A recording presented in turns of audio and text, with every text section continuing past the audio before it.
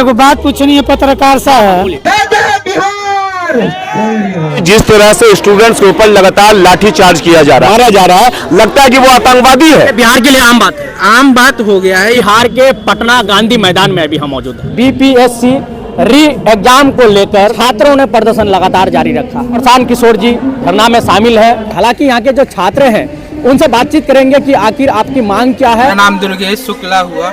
आज पटना के गांधी मैदान में आए जी, किस कारण आए? ये जो मुद्दा उठाए हैं अभी एक बीपीएससी को लेकर जो कॉमन मुद्दा उठा है, ऐसा लगता है कि बीपीएससी ध्यान ही नहीं दे रहा है एग्जाम में। ये बिहार के लिए आम बात हो गया है। ये बीपीएससी जो 70th हुआ है तो एग्जाम्पल देख रहे हैं हम लोग। ऐसा कितने सारे एग्जाम्पल अभी आप देख लिए। नीट का एग्जाम हुआ, उसमें पेपर लीक हुआ था, उसमें मुखिया जो अभी भागा हुआ है अभी बिहारी का था, अभी तक नहीं पकड़ा गया हुआ आदमी। इतना कनेक्शन हो गया कि अभी तक नहीं पकड़ा सकता है। कुछ लोगों का कहना है कि जो है प्रशांत किशोर जी मैदान छोड़ के भाग गए थे। बिल्कुल नहीं, 6 घंटा तो यहीं थे। उस समय कहीं लाठीचार्ज कर लिया गया। अगर वो मैदान छोड़ के गए तो यहाँ आए हुए हैं हमारे सर, यहाँ बैठे हुए हैं, आके देख ले। जिनको अगर ये लगता है कि मैदान छोड़ के भागे, गांधी मैदान पे हैं, वो बैठे हुए बिल्कुल नहीं भागे हैं। जो भी है संवैधानिक तरीके से वो यहाँ बैठे हुए हैं, अपनी मांग उठा रहे हैं। और कुछ ये नहीं कि भाई कुछ भड़काना, कुछ नहीं करना, बस उनकी सिंपल मांग है भाई कि री एग्जाम होना चाहिए, जो जेन्युइन बात है। आरोप ये भी लगता है कि राजनीति का शिकार बच्चों को करा रहा है। बिल्कुल नहीं। उन्होंने कभी हमें ये नहीं कह रहे हैं कि हमें ये कर रहे प्रोटेस्ट तो हमें वोट देना है, ये कुछ करना है, कभी इसकी बात ही नहीं की है। उन्होंने बस एक मुद्दा को किया है कि बीपीएससी का आपको देखना है और हम सुधारने के लिए आए हैं, जो बहुत गलत हो रहा है बीपीएससी में। आज तक आपने देखा कभी यूपीएससी के साथ ऐसा नहीं हुआ है, सालों साल से कभी नहीं हुआ। क्यों? बीपीएससी 67 भी आपको आउट हो गया था।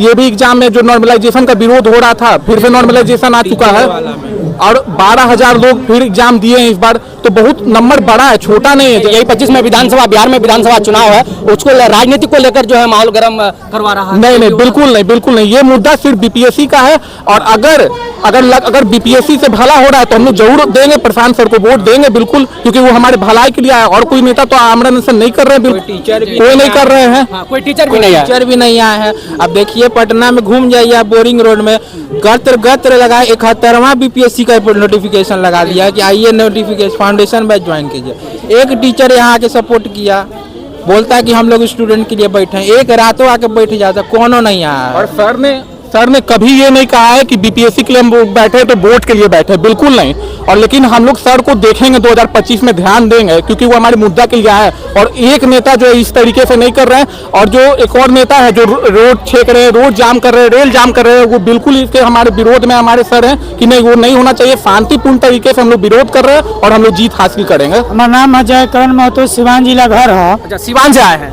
रउआ एगो बात पूछनी है पत्रकार साहब। जो प्रशांत किशोर पॉलिटिक्स नहीं है, नीतीश कुमार की पार्टी नहीं है, लालू यादव की पार्टी नहीं है, भाजपा की पार्टी नहीं है।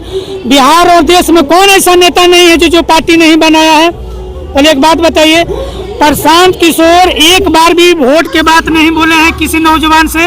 वो मांग कर रहे हैं संवैधानिक तरीका से जो नौजवानों का हक है, अधिकार है। ये बिहार के जो लड़के हैं, इनको ईमानदारी से इनका परीक्षा लिया जाए, इनको बैठाया जाए, इनको जो उचित है उनको नौकरी दिया जाए। प्रशांत किशोर आज विधानसभा, लोकसभा, राज्यसभा की बात तो नहीं कर रहे हैं।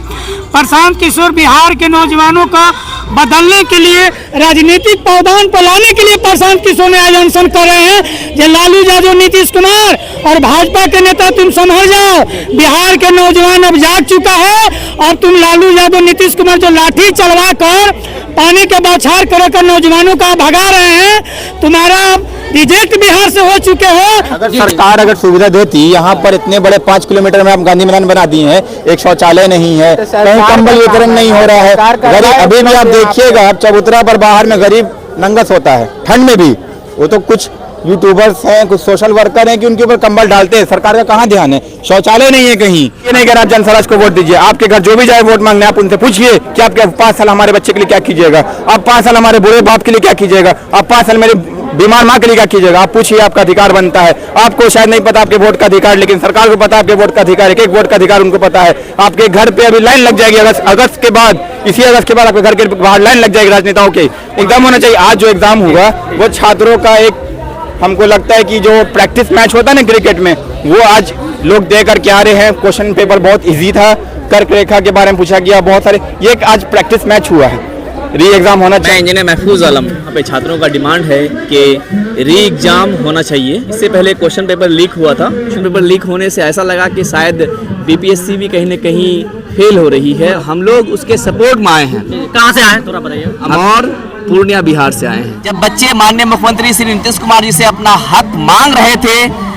पीस एजिटेशन कर रहे थे, तो मुख्यमंत्री जी के पुलिस उनके ऊपर लाठीचार्ज कर रहे थे। ये बिहार के लिए सेम है, बहुत बड़ा सेम है। मैं मुख्यमंत्री जी से रिक्वेस्ट करूंगा कि आप बीपीएससी के एग्जाम को दोबारा लें और हर किसी को उनका हक वापस दें। देखिए, जिस तरह से स्टूडेंट्स के ऊपर लगातार लाठी चार्ज किया जा रहा है, जिस तरह से निर्दयता से मारा जा रहा है, लगता है कि वो आतंकवादी है, कहीं से भाग कर आया, कोई क्रिमिनल है। आप शराब बेचने वाले को, बालू माफिया के ऊपर आप कोई केस दर्ज नहीं करते हैं और आप स्टूडेंट और टीचर के ऊपर केस दर्ज करते हैं। आप सोचिए, आज धरना पे जो बैठे हैं उनके ऊपर आप जो अनशन पे बैठे हैं, आप उनके ऊपर केस दर्ज करते हैं और उनको आप थ्रेट करते हैं। लगातार प्रशांत किशोर जी को भी थ्रेट मिल रहा है कि आप यहाँ से उठाइए, लेकिन वो उठने वाले नहीं है। इस बात जान लीजिए, बिहार में एक ऐसे लोगों के हाथ में ये शासन पड़ी है कि ये बात आप समझ लीजिए कि प्रशांत किशोर इस बार तमाम बिहार के लोगों को मजा चखाएंगे। ये जो लोग लगातार 35 साल से बिहार का बंटाधार कर रहे हैं, जिस तरह से स्टूडेंट्स के साथ निर्दयता से लाठीचार्ज करते हैं और उनको बेरोजगार बना करके रखना चाहते हैं और बिहार को बुरी तरह इन लोगों ने बर्बाद कर दिया है। और ये लोग चाहते हैं कि इसी तरह से स्टूडेंट्स को तरपाते रहे, जान लीजिए। तो इस बार हम लोग 7 तारीख को, आज तो एग्जामिनेशन हो गया है, लेकिन इस 7 तारीख को कोर्ट खुलने के बाद हम लोग कोर्ट जाएंगे और कोर्ट से हम लोग अपना जस्टिफिकेशन मांगेंगे कि पूरी उम्मीद है नया से कि हम लोग को उम्मीद में उसका डिसीजन मिलेगा और री एग्जाम होगा। ये स्टूडेंट्स ने एग्जाम दिया है ना, आज समझिए कि उन्होंने अपने जहन से एग्जाम नहीं दिया है, वो उनकी मजबूरी थी एग्जाम देना। ये बात आप समझ लीजिए। तमाम स्टूडेंट्स ने जो भी आज एग्जाम दिया है वो बिल्कुल फ्रस्ट्रेटेड हैं। ये नीतीश कुमार को इसका हर्जाना भुगतना पड़ेगा।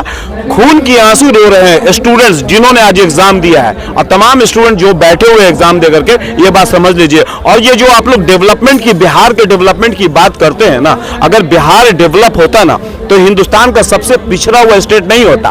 35 साल से लगातार लालू यादव और नीतीश कुमार ने शासन किया है और खासकर नीतीश कुमार 18 साल से इस बिहार की सत्ता में है। उसके बावजूद भी आज लिस्ट आप उठा के देखें तो बिहार सबसे निचले तबके पे है। तो आप कैसे कह सकते हैं कि डेवलपमेंट इन्होंने किया? लगातार इन्होंने कुर्सी के लिए काम किया है, कभी आरजेडी में गए। और आपने बात की थी वो वैनिटी वैन की बात, प्रबंध क्यों नहीं कोई अपना करके आएगा? महिलाएं भी साथ में हैं तो उनको शौचालय की व्यवस्था तो चाहिए ना।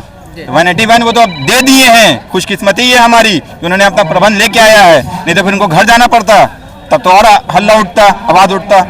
दोस्तों, इस प्रदर्शन में कई छात्र आए हुए हैं और उनसे हम बात करेंगे, अलग अलग छात्रों से। और लग रही है आप सीमांचल टीवी में।